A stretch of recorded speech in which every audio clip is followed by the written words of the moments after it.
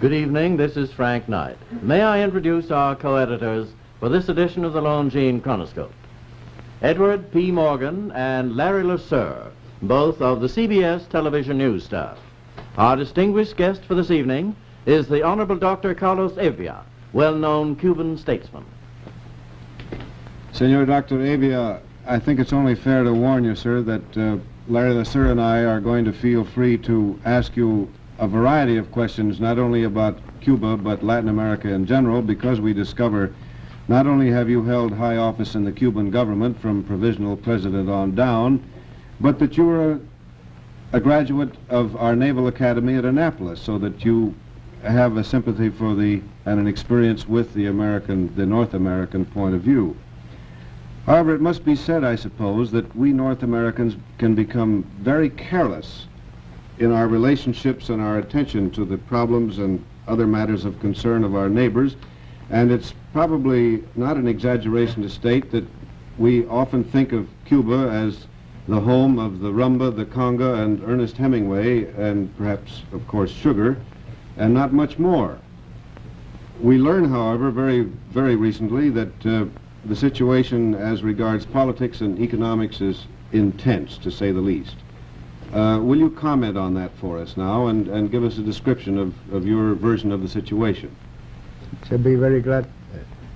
The situation in Cuba today is that of a dictatorship. And it follows the cycle when the evil that is produced when a democratic process is destroyed. The Cuban Constitution was suspended, Congress dissolved, and instead of the constitutional government, a dictatorship was established. The situation in Cuba today is that every newspaper and every radio has censor. A law has been passed that is like a public order and creates crimes under which, even once the censors are taken from the newspaper, that it be a mockery of the freedom of the press.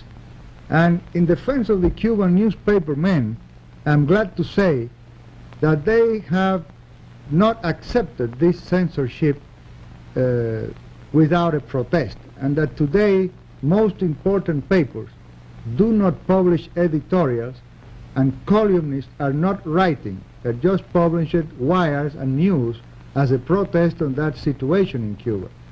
There are more than 600 people in prison. There is a great movement to recover freedom of Cuba. That creates that the dictator has to increase the repressive measures. That also affects the economy of the country, because it's impossible to establish and develop an economy unless you have a fundamental law. That's what is called the constitution of a country. Well, now you're getting in the economy of the country, in any country, you're getting down to the touchy, the sensitive situation, the pocketbook. Perhaps we can take that as our point of departure. Why should Americans be interested in Cuba from that point of view? Well, from that point of view, Cuba is the second largest dollar market for American exporters. Today, Cuba in 1951 bought about $550 million from the United States. In 1952, after this Garrison revolt, it began to go down, even though the sugar was larger, the sugar crop. And in 1953, the first 4 months indicate a drop of 30% in the Cubans' ability to buy, mainly due to this strained economic situation produced by the lack of guarantees for everybody. But Dr. Hevia, if the dictatorship is actually hurting Cuba's economic situation, how would you say Cuba could get rid of this dictatorship? Would it take another coup d'etat to do it?